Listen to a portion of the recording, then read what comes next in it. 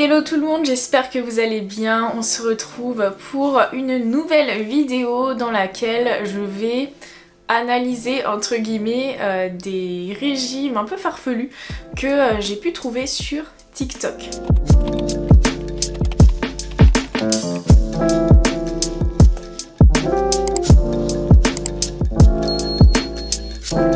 TikTok c'est génial pour avoir du contenu très court dans tous les domaines. On retrouve plein de contenus dans le domaine du fitness et de la nutrition. Le désavantage de ces contenus, c'est que vu qu'ils sont courts, on exprime des idées de manière très abrégée. Souvent on va pas très loin dans les explications, mais c'est vraiment du contenu qui accroche et que beaucoup de monde consomme. On y retrouve aussi énormément d'absurdités malheureusement, mais bon c'est comme partout sur internet. Et aujourd'hui on va parler de perte de poids, des conseils perte de poids qu'on peut retrouver sur TikTok. J'ai vraiment sélectionné des conseils qui sont un petit peu discutables et donc on va regarder ça ensemble.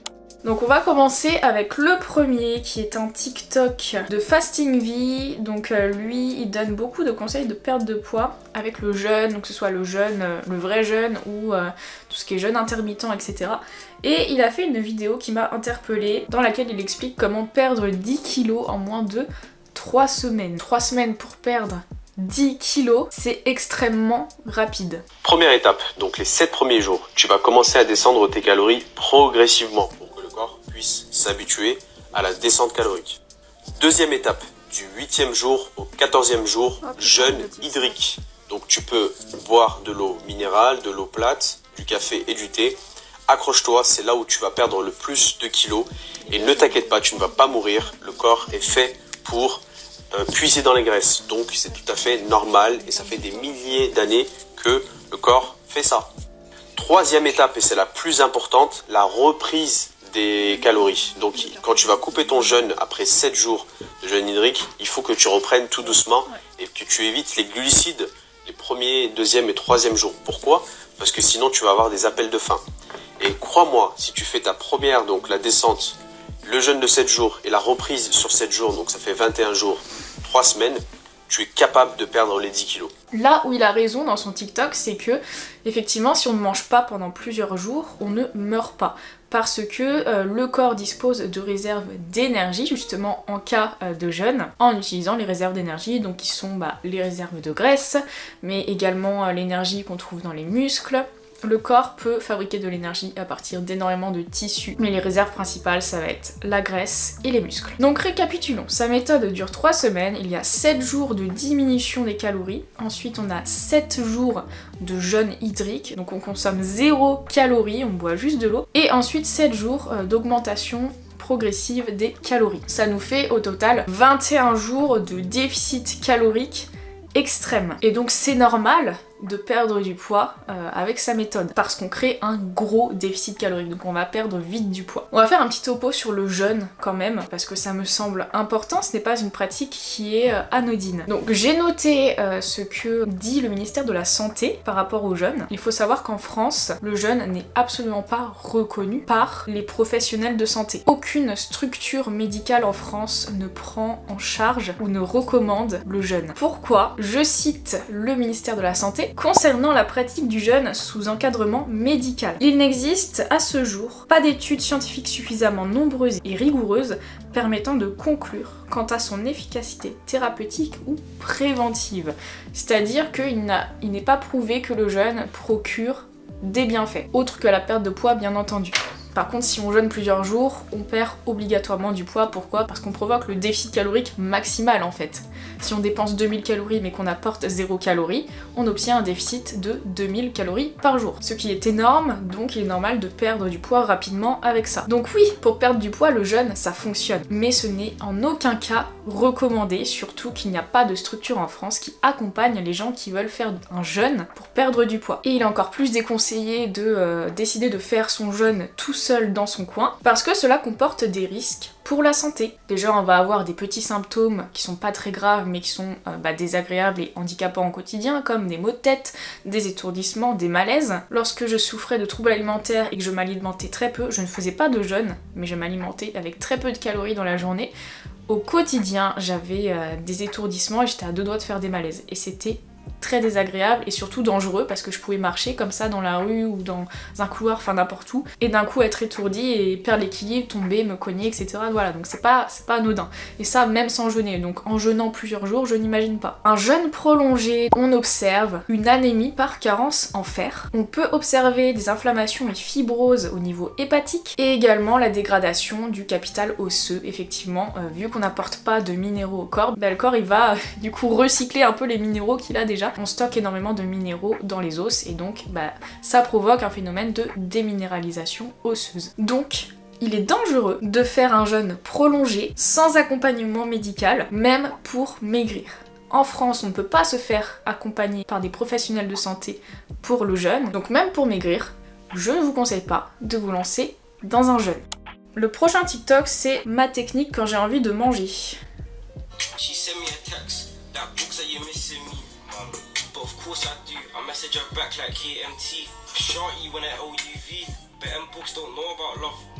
Bon, ça a le mérite d'être très court. Alors c'est une fille qui a un TikTok et qui documente entre guillemets sa perte de poids. Elle est très motivée, elle se montre en train de faire du sport, elle montre ses repas, elle donne des astuces justement pour ne pas craquer, etc. Mais cette vidéo-là m'a interpellée parce que c'est un comportement plutôt toxique, je trouve. Déjà, on diabolise le fait de manger. Selon les publics qui vont regarder cette vidéo, ça aura pas le même impact, mais pour les personnes qui souffrent de troubles alimentaires, c'est pas le genre de vidéo qu'elles doivent regarder. Parce que là, on diabolise le fait de manger, vu qu'elle veut perdre du poids, effectivement, elle doit créer un déficit calorique, donc avoir un certain contrôle sur son alimentation. Mais en fait, si tu regardes cette vidéo sans contexte, si tu sais pas que cette personne cherche à perdre du poids, bah tu peux interpréter ça inconsciemment comme si le fait de manger était mal. Je sais pas si vous voyez ce que je veux dire. En perte de poids, il faut trouver une stratégie qui permet d'être en déficit calorique, mais qui ne diabolise pas la nourriture et qui nous permet de pas avoir trop faim. C'est-à-dire se motiver pour pas manger en buvant un max d'eau et en se pesant pour se rappeler qu'on veut perdre du poids. Normalement, en perte de poids, si on a une bonne stratégie, on n'a pas besoin d'aller jusque là. Il y a autre chose qui me pose problème, c'est qu'imaginons si tous les jours il y a un moment dans la journée où elle a envie de manger, bah du coup son réflexe c'est d'aller se peser. En faisant ça, on va considérer que notre valeur repose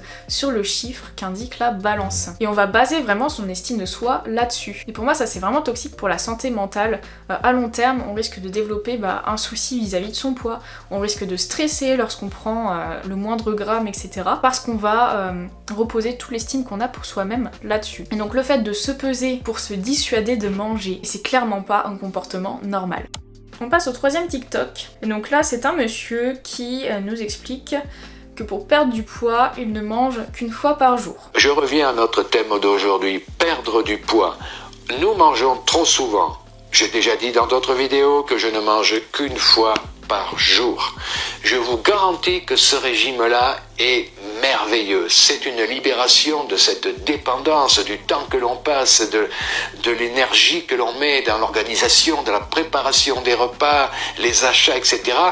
C'est une façon de vivre qui vous libère énormément de temps et qui vous permet de vous faire plaisir de temps en temps, c'est-à-dire que franchement, si vous ne mangez qu'une fois par jour, vous allez pouvoir faire ce que certains appelleront des écarts, c'est-à-dire que une fois vous êtes avec des amis, vous êtes invités à droite à gauche, vous êtes devant un buffet, eh bien vous pouvez vous laisser aller.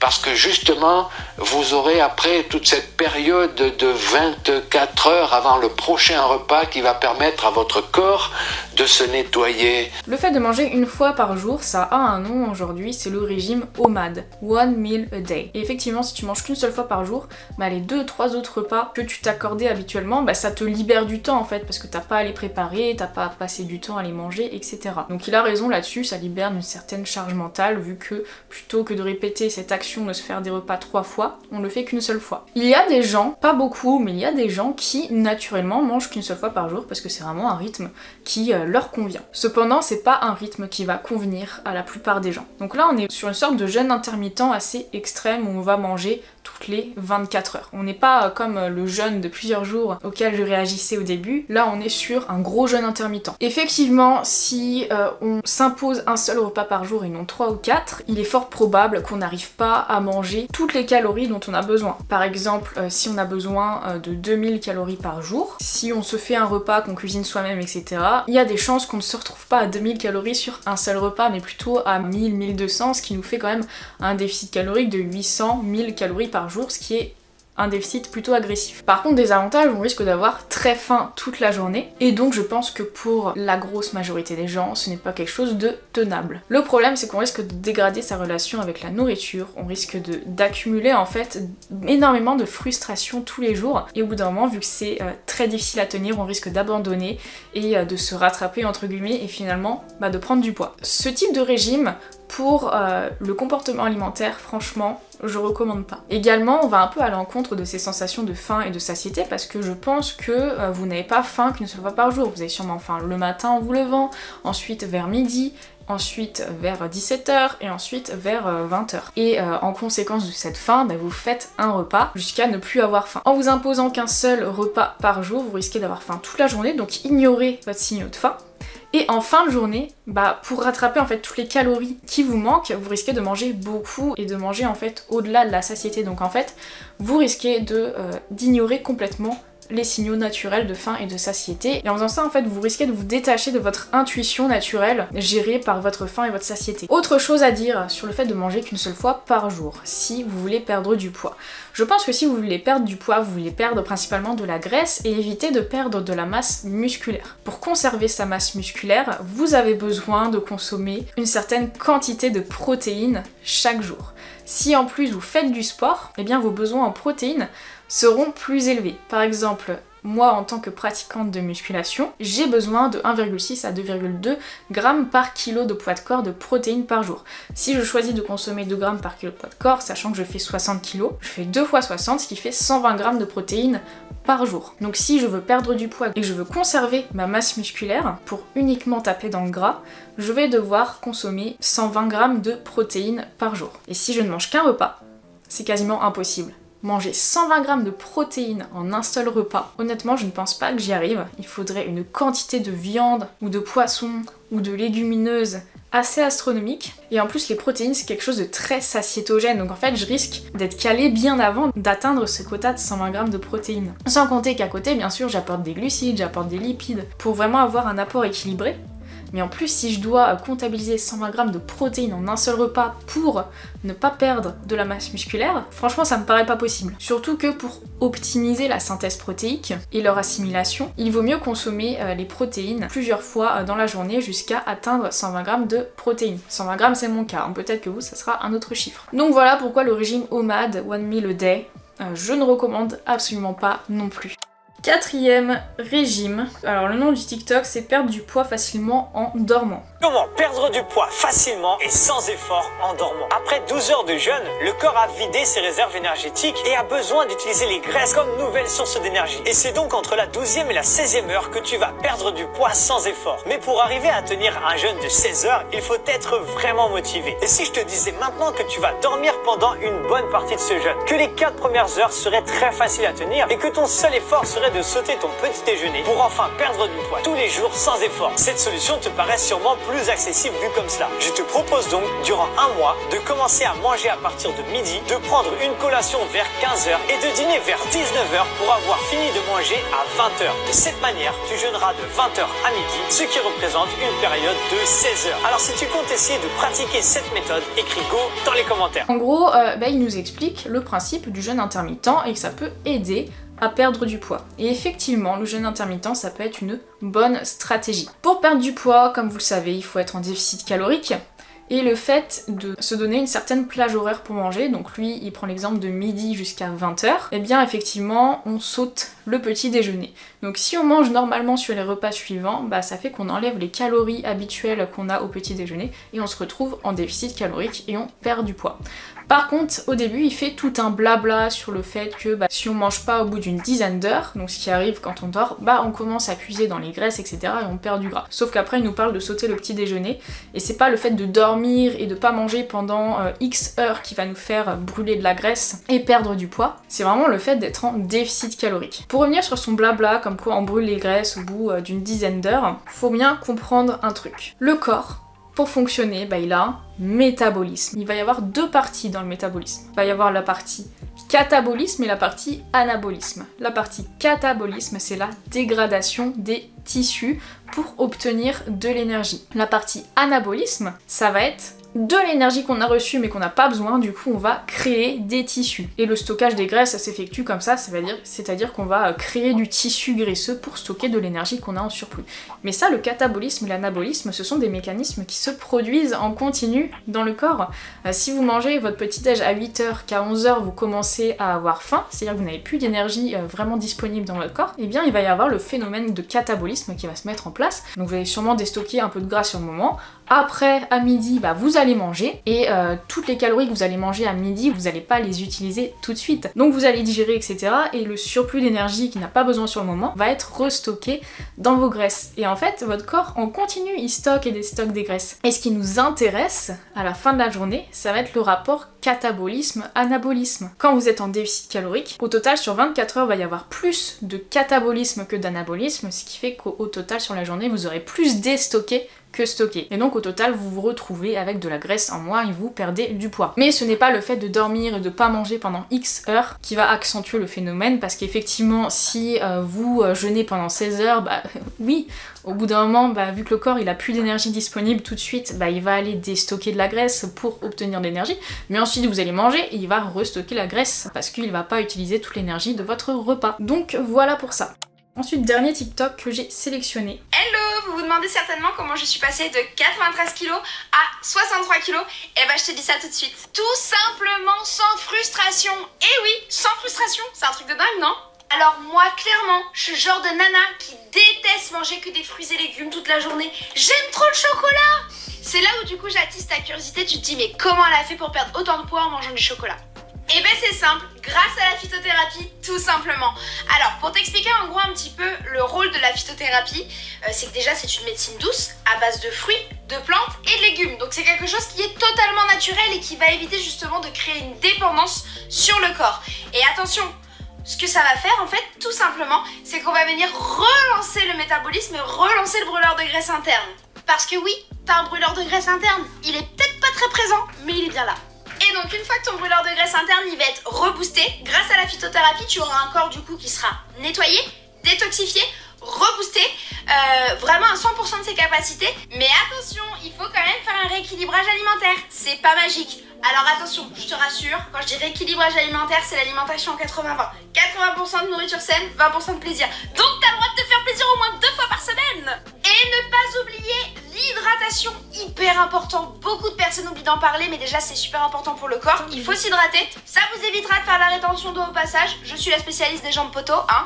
Et en plus de ça, ça vous permettra de drainer la matière grasse que vous allez venir casser grâce à la phytothérapie et surtout éviter l'aspect cellulite. Donc en résumé, la phytothérapie, ça sert à déstocker tes graisses, à t'aider justement à perdre du poids beaucoup plus rapidement, mais surtout à refaire fonctionner ton corps de A à Z pour éviter justement l'effet yo-yo après l'arrêt du programme. Donc c'est une fille qui s'appelle Manon et qui explique qu'elle a perdu 30 kg en 6 mois. Donc déjà, bravo à elle pour sa détermination, parce que ça se fait pas comme ça. Et c'est bien ce qu'elle explique à la fin. Donc en fait, elle dit qu'elle a perdu du poids grâce à la phytothérapie, qui est une médecine à base de plantes, de fruits et de légumes. Enfin, en tout cas, à base d'éléments naturels qu'on va trouver dans la nature. Elle dit que c'est grâce à ça qu'elle a perdu ses 30 kilos. Mais c'est pas vrai, et ça on le voit dans la deuxième partie de sa vidéo, quand elle dit mais attention, à côté de ça, il faut faire un rééquilibrage alimentaire et améliorer son mode de vie. C'est plutôt cette deuxième partie-là qui lui a permis de perdre 30 kilos en 6 mois. Parce qu'elle fait bien comprendre que la phytothérapie, sans le rééquilibrage alimentaire à côté, ça ne marche pas. Le rééquilibrage alimentaire, et donc elle a utilisé les méthodes 80-20, donc 80% d'aliments sains, 20% d'aliments plaisir. Effectivement, ça provoque un changement d'habitude, on va équilibrer ses assiettes, on va manger moins de fast-food, moins de produits transformés, et en rééquilibrant tout ça et en améliorant son mode de vie, il y a des chances qu'on se retrouve en déficit calorique et qu'on perde du poids. Également, elle parle de rétention d'eau. C'est une spécialiste de la rétention d'eau, mais grâce à tout ça, elle n'en fait quasiment plus. Et effectivement, lorsqu'on améliore son mode de vie, qu'on a une meilleure hydratation, etc., bah, ça aide vachement à se débarrasser d'une bonne partie de la rétention d'eau. La phytothérapie, à côté, ça peut aider aussi, parce qu'il y a des plantes qui ont des vertus drainantes, et ça peut aider à lutter contre la rétention d'eau également. Mais ça ne fait pas brûler de la graisse, comme elle le dit, le brûleur de graisse interne, etc. Ça, j'ai pas trop compris. Les plantes viennent pas booster un brûleur de graisse interne qu'on aurait dans le corps, ça c'est pas vrai. En fait, je pense que la phytothérapie, ça l'a plutôt motivée à changer son mode de vie, à équilibrer son alimentation, manger plus de fruits et de légumes, etc. Et en changeant de mode de vie, bah, elle a perdu du poids. Donc dans ce sens-là, la phytothérapie, bah, ça peut être cool si c'est vraiment une source de motivation, si ça permet de s'intéresser un petit peu plus aux bienfaits des fruits et des légumes, mais en aucun cas c'est un truc miraculeux qui va vous faire perdre beaucoup de poids facilement, et elle le dit elle-même de toute façon que si on ne couple pas ça à un rééquilibrage alimentaire, eh bien ça ne fonctionne pas.